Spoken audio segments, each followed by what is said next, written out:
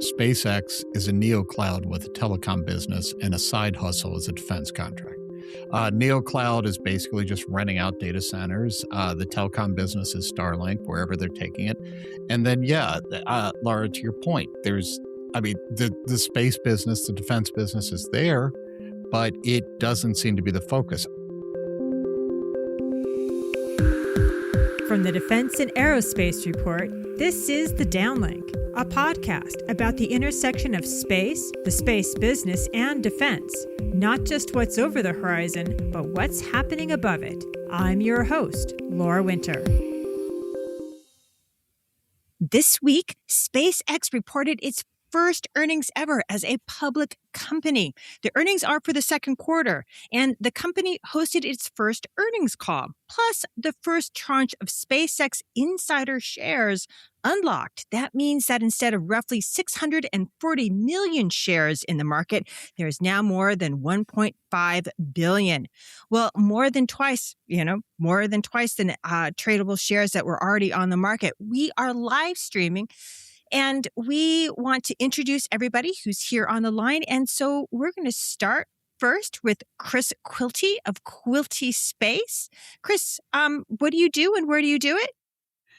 Thanks, Laura. So Quilty Space is headquartered down in St. Petersburg, Florida, and I've been writing financial research on the space industry for about 20 years. And George. Good morning, Laura. This is George Pullen. I'm the chief space economist for MilkyWayEconomy. We're a fifth industrial revolution think tank. We focus on space technology, defense technology, and anything interesting that goes bump in the night. And Lou, you are from the Motley Fool. What do you do for the Motley Fool? Yes, good morning. I am a contributing analyst focused on aerospace and in the industrials.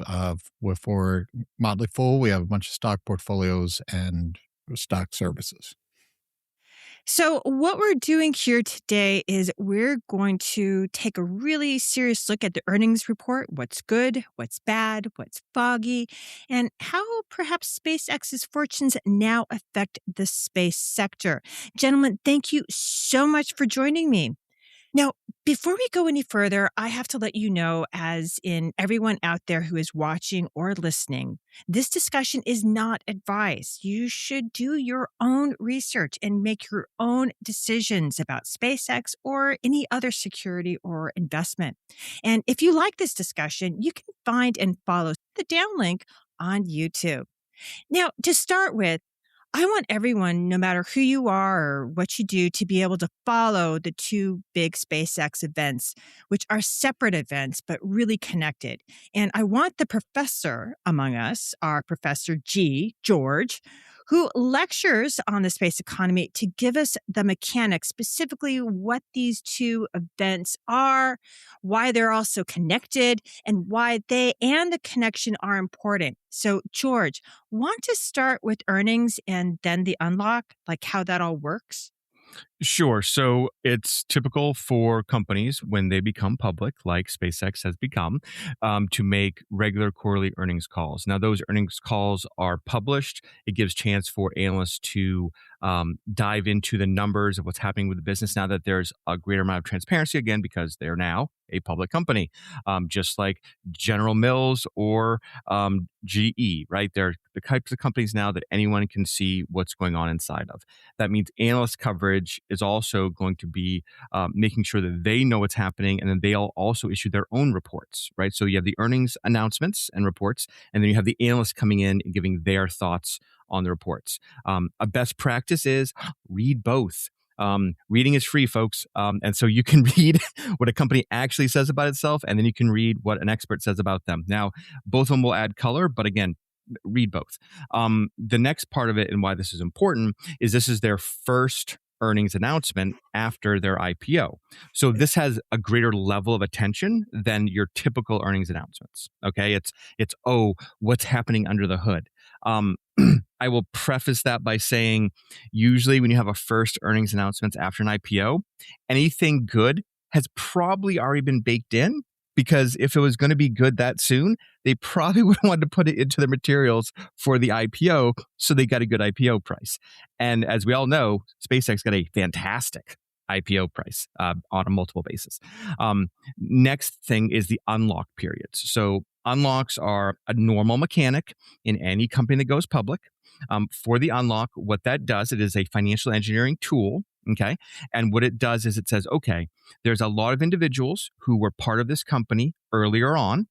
And those individuals, whether they be literally, engineer Joey or engineer Barbara, who were in the company early on, or they were perhaps an early VC or private equity firm early on, their stock has grown greatly. And now that it is publicly available, the company itself doesn't want that to be a large amount of selling activity immediately hitting the stock. Okay. And so what they do is say, okay, well, you have to stage this out. So let's have a rolling unlock where this group of investors can unlock some today, you can unlock some tomorrow, and you can unlock some in a few months. That's, again, a very normal structure. Now, I will note that as a financial engineer, this unlock structure is quite unique and quite well planned. I got to be careful how I say that. You're stealing my follow-up question, actually. Yeah, it's quite well designed. I was going to ask you if this is normal, right? Because, no, it's not. There are a number of unlocks, and this unlock that happened yesterday is 20% of the private shares, right? Yeah, so it's 20% of the private shares that are coming on, and what it's essentially done is greatly, double the size, more than double the size of the float. And the float is the amount of shares available for you, me, or Fidelity to go buy for their index funds, right? So that is a material number, right? When you have that much more liquidity in a stock. But I think it's unique for good reasons, right? You have a founder who has a very large number of shares for a unicorn. Typically, unicorns, aka a company that hit the market over $1 billion. We don't have a name for a company that hit the market over $1 trillion. If someone wants to make one up right now, go for it. Maybe a Manticore. Yeah, D&D reference. Okay. But anyway, so you got to have something to call it, right? So it's $1 trillion company when it hits the market. We probably won't see very many more of those, AI notwithstanding. So anyway, the point is it's a unique structure. And so I get why the unlock structure is also unique, right? I'm giving them a pass on that as a professor, right? So that's a passing grade. But what we have to remember is not only has there been a holdback in the amount of liquidity, amount of float in these stocks, but there's also been a lot of pent-up demand for years of people who wanted to get into this stock. So I don't think it's unusual that when we've seen this recent round of unlock, that triggered a lot of buying, right? We've seen the stock appreciate in the last few days.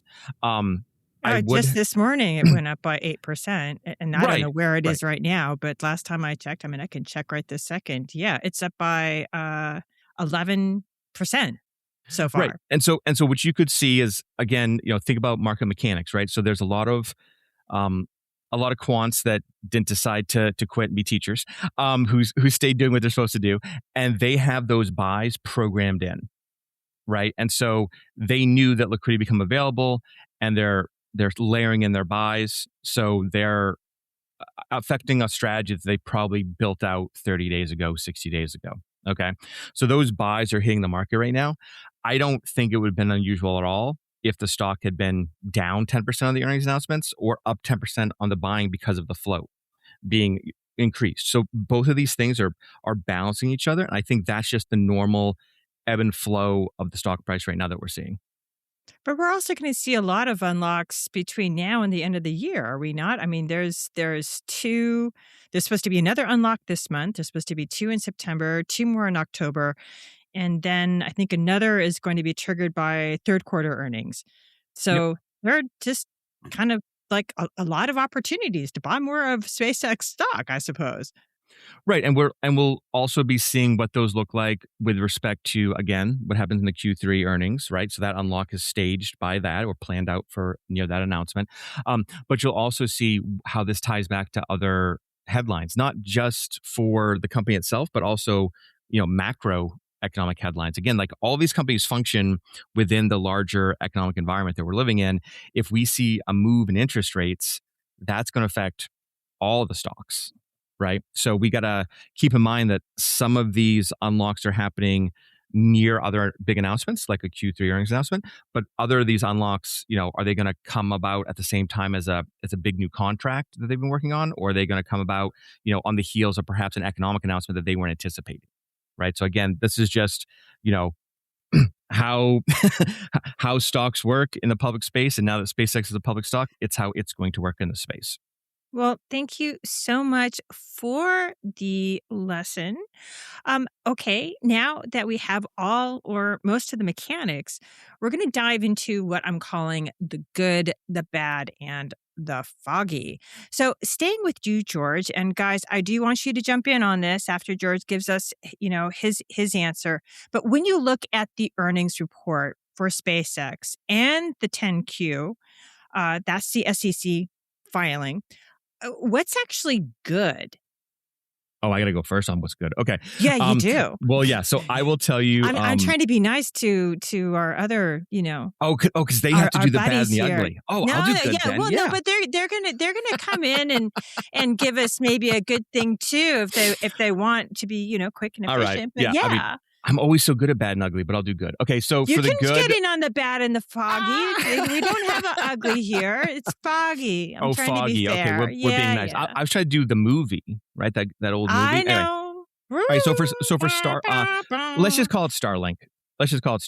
Right? That's the good.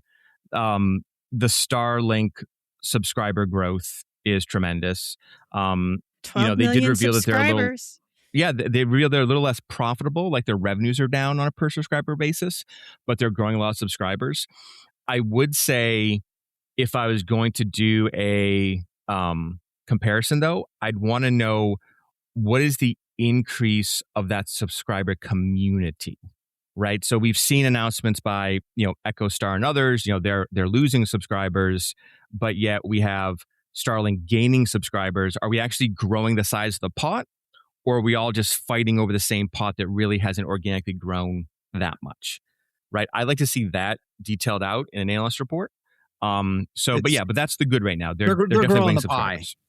Yeah. I mean, the two U.S. providers, Viasat and Hughes, they peaked at 2.4 million subs after 15 years of trying to grow their consumer business, using geo satellites.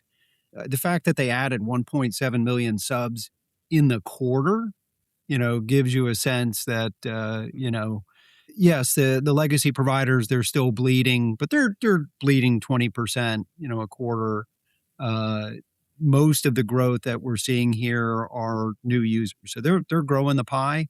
I guess the question is also how much market share they're taking from non-satellite providers. Yeah.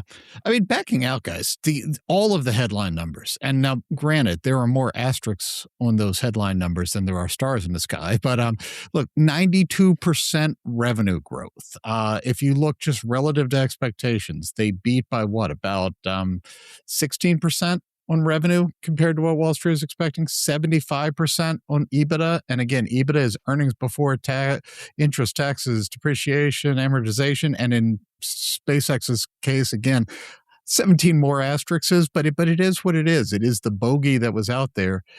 The headlines were good. The simple takeaway was good. There's a lot underneath the surface that needs to be talked about, but this was holding serve, at least as far as what Wall Street was asking for from their first report. There's also a $6 billion plus new multi-year Starshield Space Force contract. Yep. So that's not chump change, right? It's like, I would say one other thing here on like the good versus the numbers, and it was hit on nicely, I think, which is they're growing the pie, which is what I was hoping Chris would say.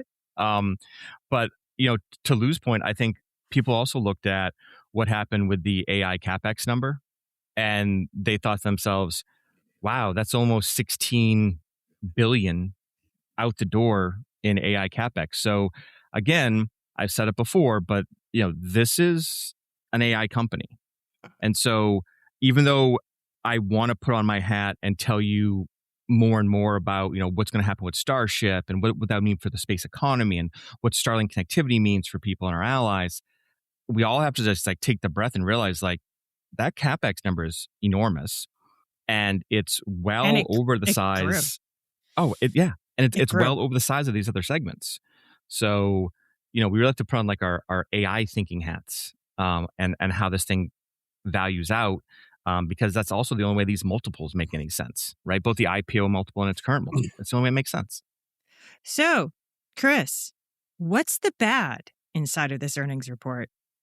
Well, George just stole my thunder there. When you Well, think about, you can flesh that out, because the thing is, there are numbers about how much between now and 2030 that AI CapEx is going to be, and that I think it was 100 and something billion, and now it's something like 400 billion between now and 2030. That's a massive amount of money. Does that include Terafab or not? Gee, that's the foggy, right? Yeah. So hold on to that thought. Where is Terafab in all this? For sure. But what's the bad? It was kind of eye-opening, for most space companies, if they spend $1 billion or $2 billion a year on CapEx, that's a big number. I think the space business here was like 1.6 billion. And then, the AI spend was 10x that, right? So doesn't matter how quickly they can grow the Starlink business, which is the cash generator. They can't grow it quick enough, to catch up to the AI bleed. So that clearly that was the headline number. The reason the stock went down was because of the CapEx spend. I tell you, the other thing, to me, the biggest takeaway from the quarter, and it's good, bad, ugly, all in one, and honestly caught me by surprise, was, Gwen and Elon and Brett, they dropped the gloves, right? In their first public speaking event, they not only said, we are going to step out and take away the M&O business with our direct-to-device. We're going after AT&T and Verizon and everybody else we've been partnering with. But they didn't stop there. They then said, well, we're also going to take the entire global internet business and we're going to dominate that. So all you cable and fiber guys out there who've sort of put us on the shelf as the rural provider, they're going for the whole thing. And that was a pretty bold, statement on their part. So it's good, right? If you're investors, like your TAM just got a lot bigger than what you thought it was. The bad and the ugly is they've got to execute on that and compete and prove that the technology can actually go there. That's actually a really sharp observation. And I do remember when they said that, and it was, what? What? You're taking over the world? Oh, okay. I'm sorry I missed that.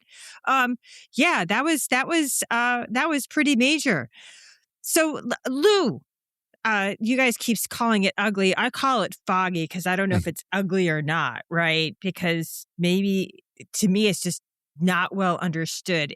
And that goes back to what Chris said. Yeah, what happened to the fab? What happened to Terafab? Like, where is that? Like, I thought that was like the golden jewel in their crown in the prospectus, that we're going to build this thing. No, that's orbital data centers. Well, that that too. This time next year, Chris. We're going to build this to build chips so that we don't have to depend on NVIDIA. And then in this earnings call, all of a sudden, NVIDIA is supplying them all of their chips. Yeah. What happened to Terafab? And yet there is reporting out there in public records that they are going to sink $55 billion into building Terafab somewhere in Texas. But it's not anywhere in the earnings report. What is that? Like, what happened? So the frustration you're articulating, and I think this is to summarize what Chris and George were sort of saying, is that the foggy is everything. This is still a business that is more built around platitudes than they are what they're doing in the next 6 months and what they're doing over the next year. And I think that is, the fog is, okay, exactly how. There was a lot about, I have plenty to say about the idea of them competing against AT&T. I think that's revenue hunting. If you need tons of capital and you see an adjacent industry with $600 billion in annual revenue, yeah, it looks pretty darn attractive. But that's platitudes. That isn't the plan of how they're actually going to build out their terrestrial presence. They have a run rate right now, revenue run rate coming out of this quarter of about $31 billion a year. If you just take what they made, the revenue last quarter times 4. Elon said $1 trillion by 2030, if not 2029. That is what, guys? A little over 100% compound annual growth rate. When technically right now AI, one business is growing at that, but that's coming off of zero. That's their reinvention as a neocloud. That's not going to continue at that rate. I feel like the fog, if you want me to invest in the company, if you're going to say things like we're going from 33 billion to $1 trillion in less than 5 years, there really should be, we're going to do A, B, C, and D. I don't know if you remember that old Simpsons meme about how like step A was do something, B blank, and C profit. That was the tone of the call to me. Is like, we've got these great ideas, we're going to profit. And that big thing in the middle of like how we're actually going to get from A to Z, that's the foggy. George, Chris, any fog for you? Well, I think the way they're going to get there is Starship, right? I mean, I think that's the other thing that, is the takeaway here is so much of the business strategy is leveraged to Starship and its ability to, launch the V3 Starlink satellites, to launch the orbital data centers, to, create the space economy and build out. And it really is the leverage point for everything that they're doing. I think the last test flight went pretty good. And, the fact that they said they're going to start launching operational V3 satellites on this next launch, which is presumably, supposedly this month. I think last year when we were predicting for 2026, I think we said they'll squeeze off 6 or 8 operational launches before the end of the year. So we'll see where we are on that prediction. But, the fact that 365 days from now, they want to be launching once a day, that's another one. I think I'll take the under on that bet. Yeah. That also reminds me of we'll be driving coast to coast without a steering wheel by 2016 or whatever. Yeah, I think Tesla platitudes, for all of us who remember them a decade ago, are perhaps worth going back and rereading today. Yeah. And then substituting word car for word Starship or word car for word AI. We've come a long way, but we certainly aren't where we were told we were going to be 10 years later. And I think that if we look at what that means, particularly around AI, because, I knew this was going to come up, so I did a little digging. And again, I'm not an AI investor, so that's the asterisk. I'm not an AI professor currently, although I might teach one next semester. But it used to just be called big data. I could always teach those classes, but now we have to call it machine AI. learning, right?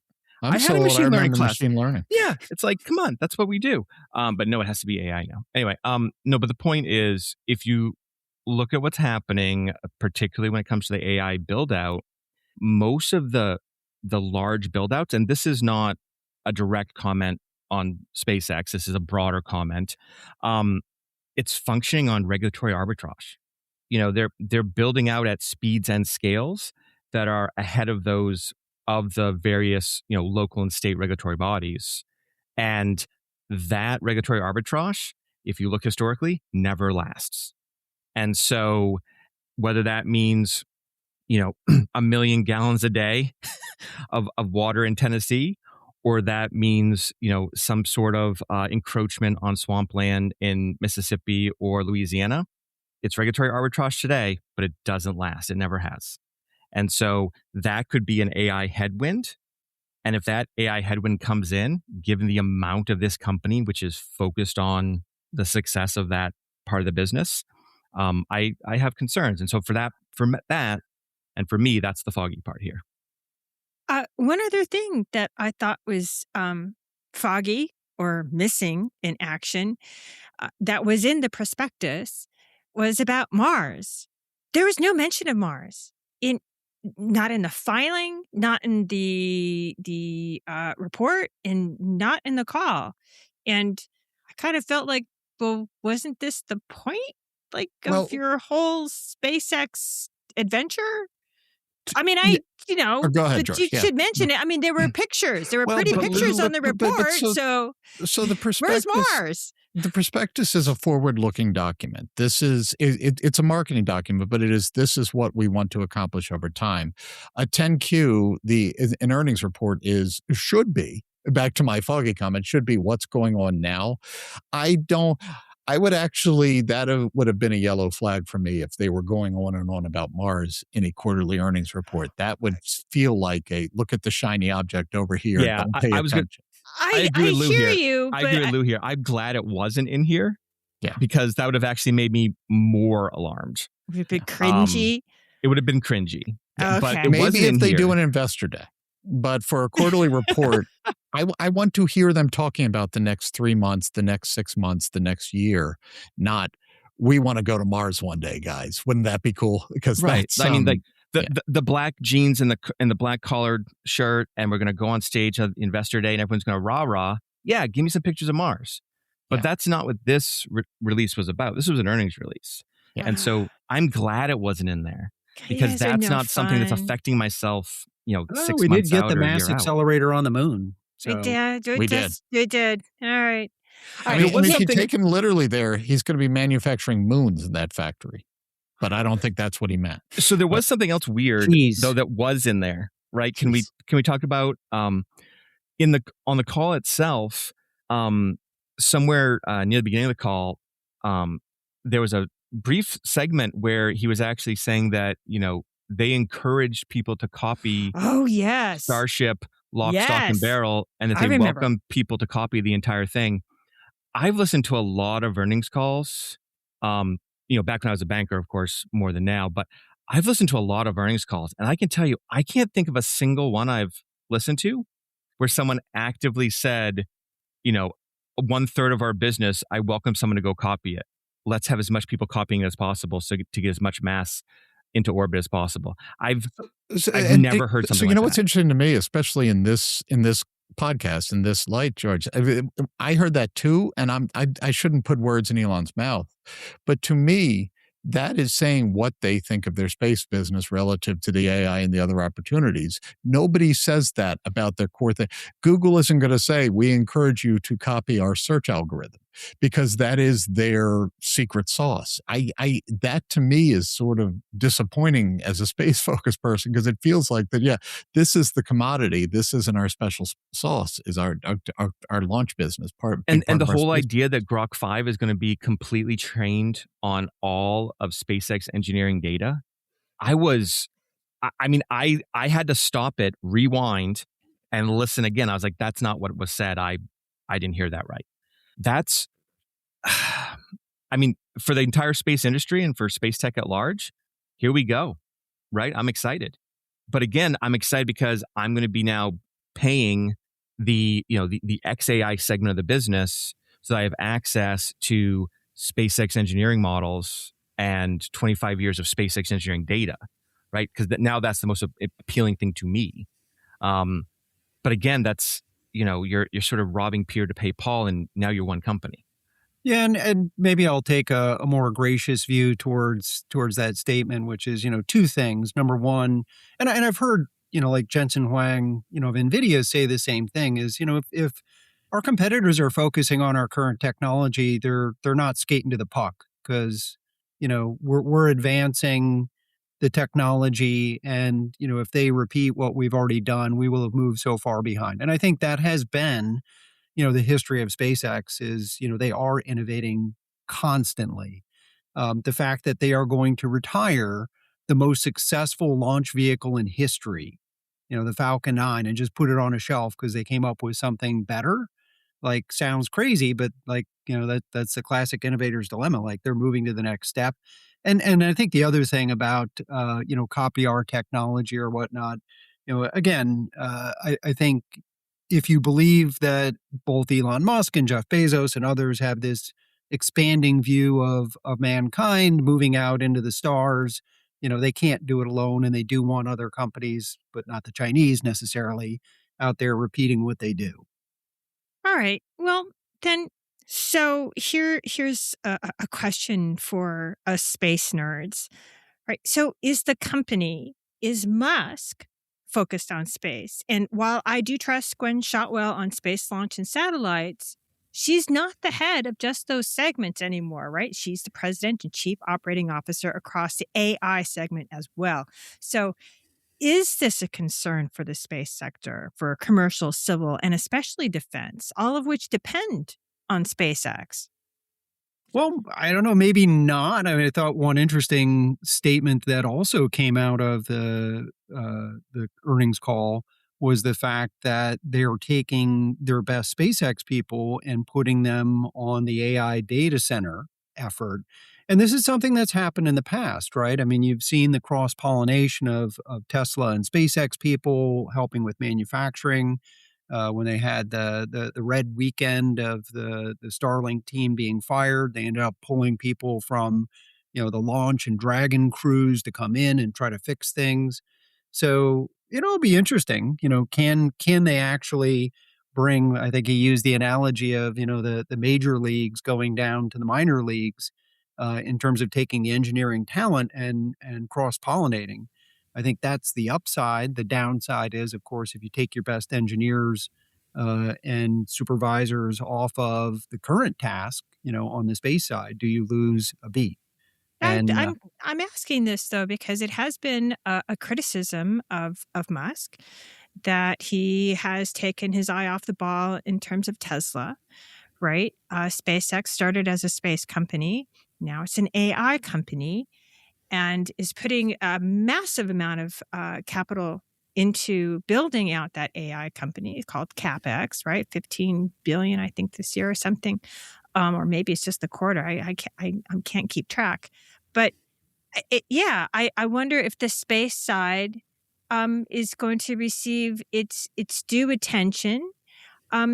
Because, that does have an effect on the rest of the space sector. Everybody depends on SpaceX right now. NASA Right. depends on SpaceX. The Space Force depends on SpaceX. The NRO depends on SpaceX. I mean, we can just keep going on down the list, right? But if you're wanting to make $1 trillion in revenue by 2030, that kind of means to me that you're putting your focus somewhere else, and you're spending a lot of money to do that, right? This is probably too blunt, but at this moment, SpaceX is a neocloud with a telecom business and a side hustle as a defense contract. NeoCloud is basically just renting out data centers. The telecom business is Starlink, wherever they're taking it. And then, Laura, to your point, the space business, the defense business is there, but it doesn't seem to be the focus. I think the charitable take and maybe the honest take on it, though, is that given the capital needs of this business, it makes some sense from a management point of view to gain revenue, to gain cash where you can, and then invest it.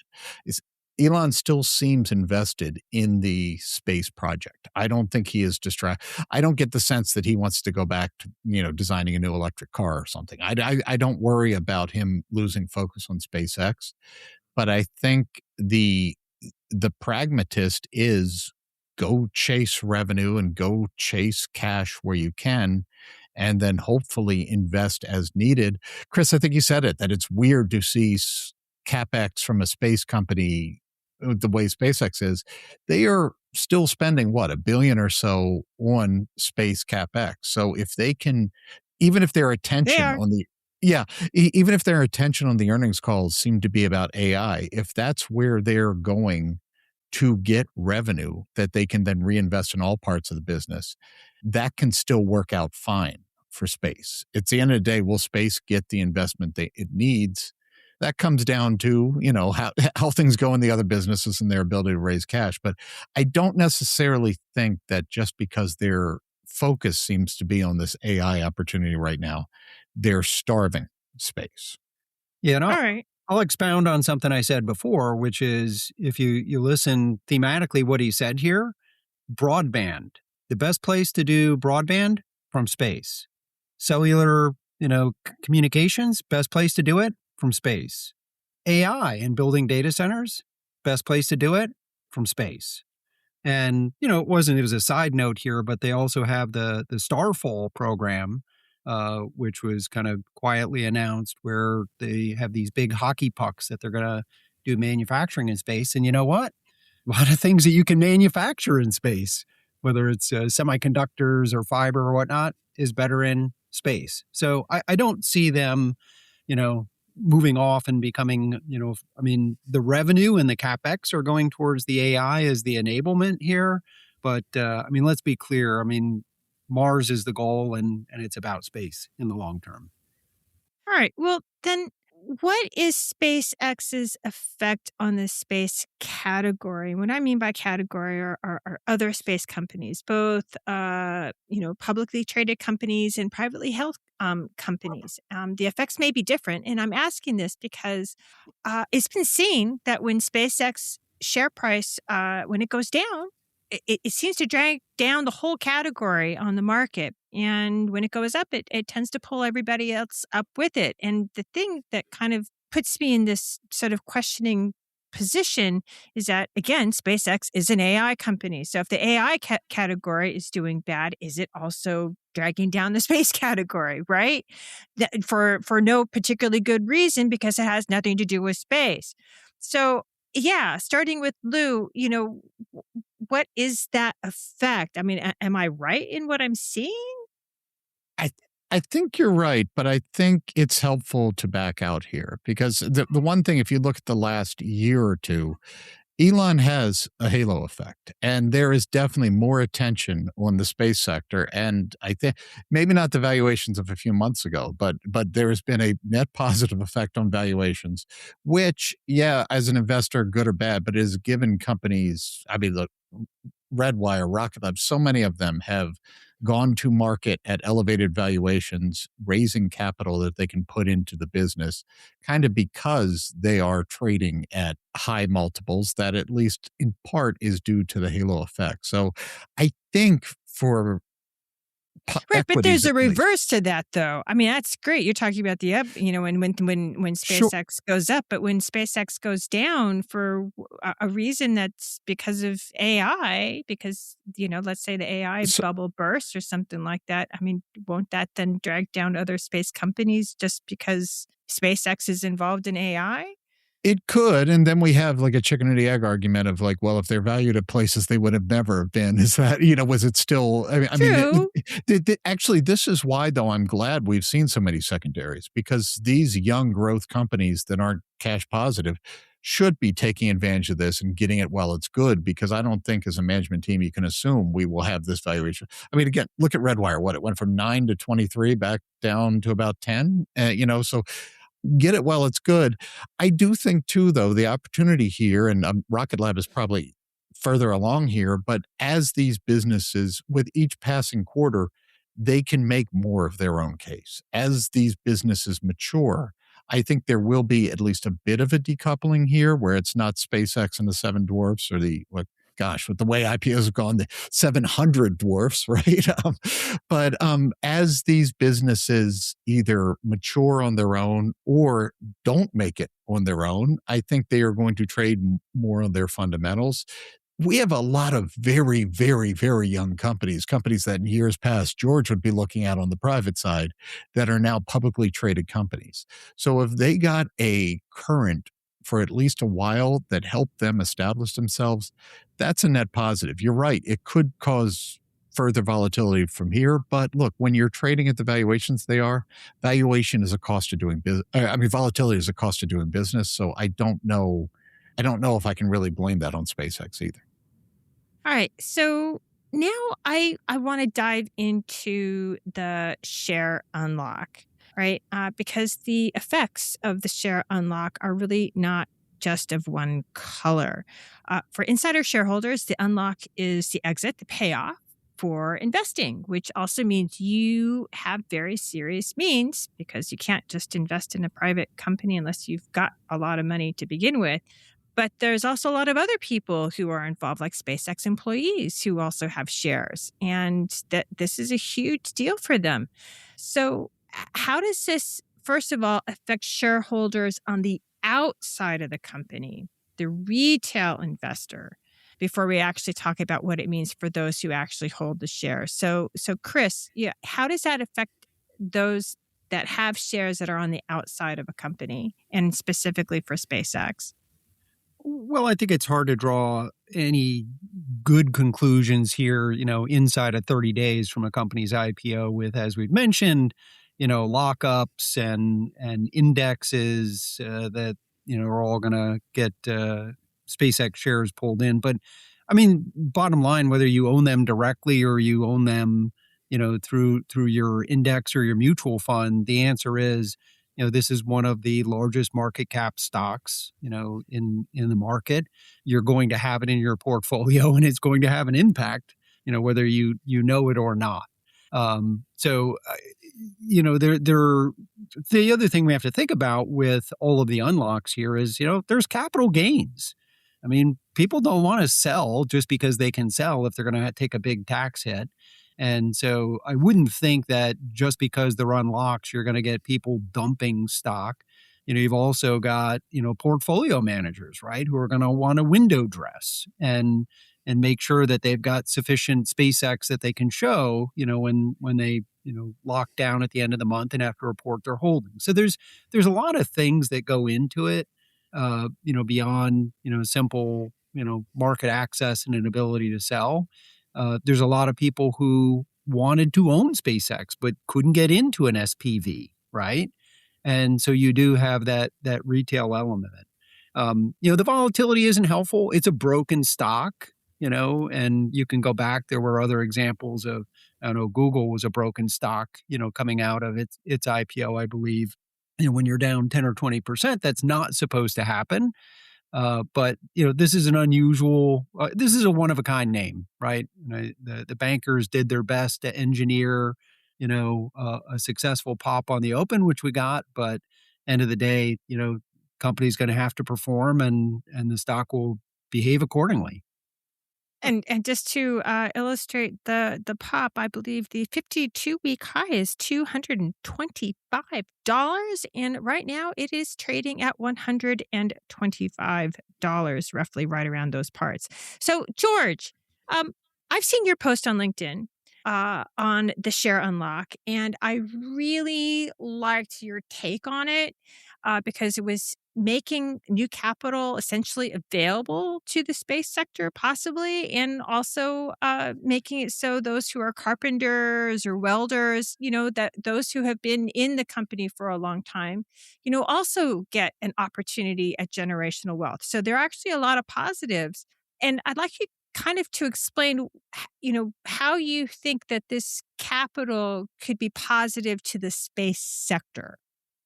Sure. So I think if we take one step back from, the VC and the private equity managers, and whatever, window dressing they're doing about how they liquidate or double down on their positions, and we think about the thousands of employees that SpaceX has had over the years, I'm personally friends, so this will be mostly anecdotal. I will hold back the names to save the innocent, and so that we can still get together for pizza once in a while. But I know dozens of these guys and girls, and they were at SpaceX for a season, right? They were there for a few years. They were part of a certain project.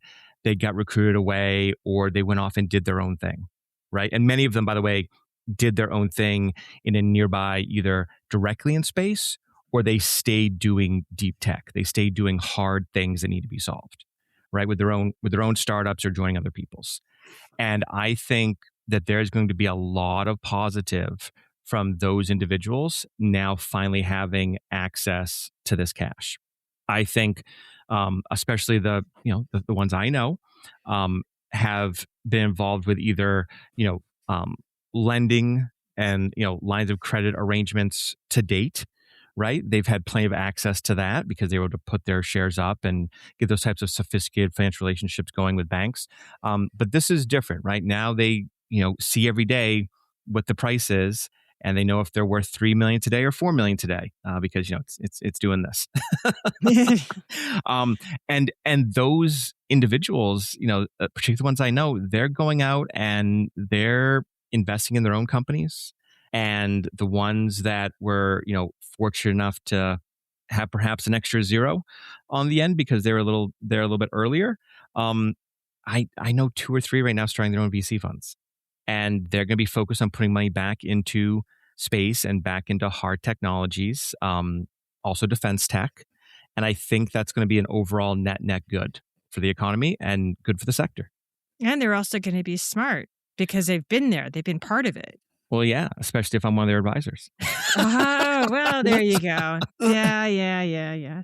Let's have some fun and put a real example of what George is talking about, because this is the opportunity of space, but we've seen this with software so many times. Because I'm going to read you a quick list of companies, and you tell me why I'm doing this list: Tesla, SpaceX, OpenAI, LinkedIn, YouTube, Yelp, Palantir, Affirm. What do they all have in common? They all came out of PayPal. They all came out of the so-called PayPal mafia. That was, and this is kind of, it's different because George talked about like the rank and file, and some of those were the executives, but all of those companies were basically funded out of the PayPal IPO and success. And, this is generations in Silicon Valley with software and hardware. This is now what hopefully, George, I think you're right. I mean, some of these people will go on to be founders, some will go on to be angels, some of them will go on to be venture capital, stalwarts. There is so much opportunity here. The other part of it too is that what SpaceX can do for this environment and the private environment. The real miracle of 1999 was distribution costs went to zero. That is the story of the internet. Can you imagine if Mark Zuckerberg had to shrink wrap a box with Facebook software and a floppy disk and try and distribute it that way? It wouldn't have worked. In 1999, I couldn't have told you that some dude in Harvard is going to come up with some killer app that the world's going to have, and it's going to create $1 trillion company. I didn't have to guess on the app. I could have invested on the idea that this distribution system is going to create opportunities and smart people are going to take advantage of those. That is Starship. That is, if they can get it right with the reusable and if they get the cost down to what they want, the bet for private markets from here is that armed with that cheaper launch cost, I don't have to guess which smart individual is going to do it, but there are going to be smart individuals who take advantage of those lower costs and do all sorts of things that I can't even imagine today. All right. Well, speaking of venture, though, right, because I think we've established that SpaceX matters a lot, affects a lot, but how does it affect venture investment into space companies, right? Because from what I have read, which could be wrong, right?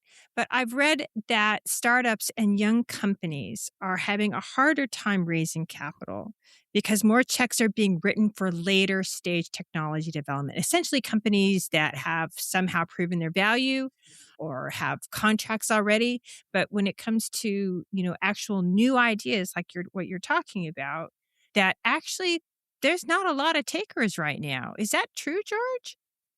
So I would say that the space and the deep technology companies that I advise for, or that I perhaps help on the other side, various VCs of the due diligence for, it's a mixed bag, right? I think there is a positive effect from SpaceX. I think there's always been a sort of a +1 on the rating if you're a SpaceX alumni. That's always been kind of built in, I think, in the space. I also think, though, that what we're seeing is because there's a real bifurcated market, right? You have private equity investors, which are enormous and dominate the space. Sorry, I'll say sector, dominate the sector. And those individuals and those individual funds, let's just call it the top 10, they represent 80% plus of the capital deployment, right? So if you don't have the LinkedIn connection or the coffee event to get direct access to some of these folks, you don't have access to those very large pools of capital. And then on the other end of the market, you have thousands, tens of thousands of new smaller VCs and family offices popping up all the time, right? And I think that's way too broad of a segment to cast with a one brush. We just can't. I think for some of those, they're looking at what happened with SpaceX, they're looking at the positive externalities, and they're saying, okay, this is a moment for us to get into space more. And those phone calls are happening, and those companies that are engaged are being successful. But I think on the other side of the coin, you also have a lot of these investors that have a lot less capital to deploy. Again, bifurcated market, the second and the market I'm talking about. And they're saying, you know what? I'm seeing my AI bets, 20, 30, 40x. Why am I going to put something over in space? So I think we have to realize that in that smaller end of the market, it's a lot harder to cast broadly what's happening. But I think in the top end of the market, because those firms have gotten so large, they can only deploy large checks. And so if your company can't take in that large check effectively, right? I work with a bunch of companies that can't effectively take in a $50 million check right now or a $25 million check right now. Hopefully they're not listening. But that's true. If you're not of a certain size, you can't effectively take in that much cash. And for those larger name recognizable PEVC firms, that's where their check sizes start. And so the market is very much segmented. And I think we're seeing a little bit of both right now.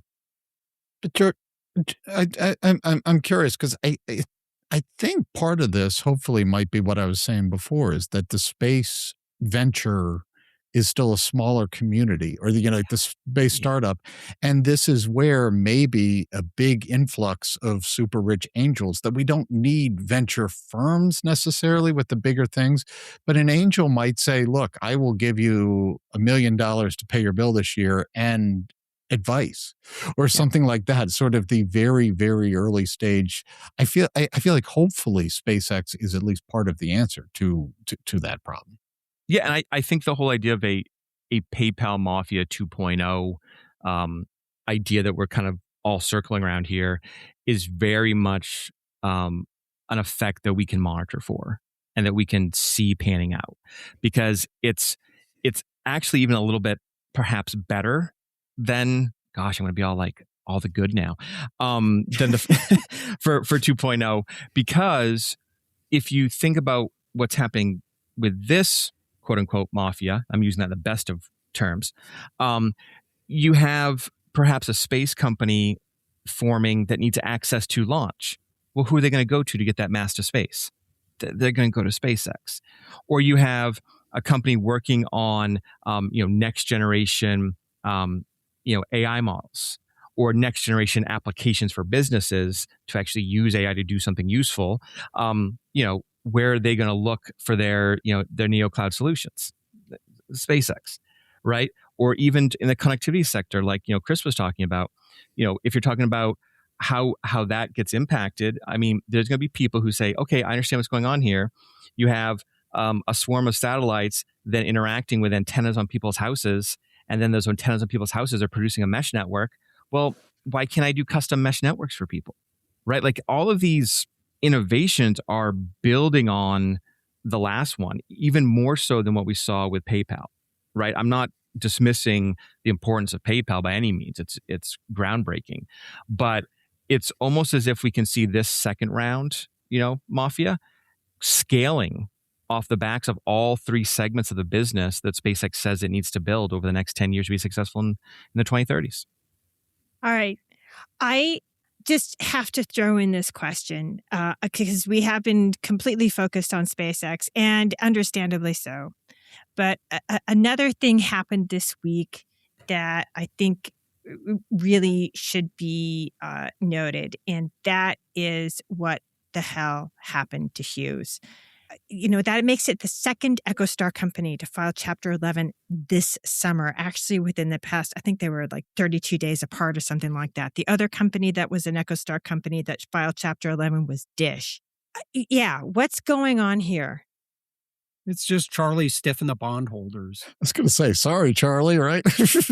Wasn't it? I mean, it is. I mean, it is that.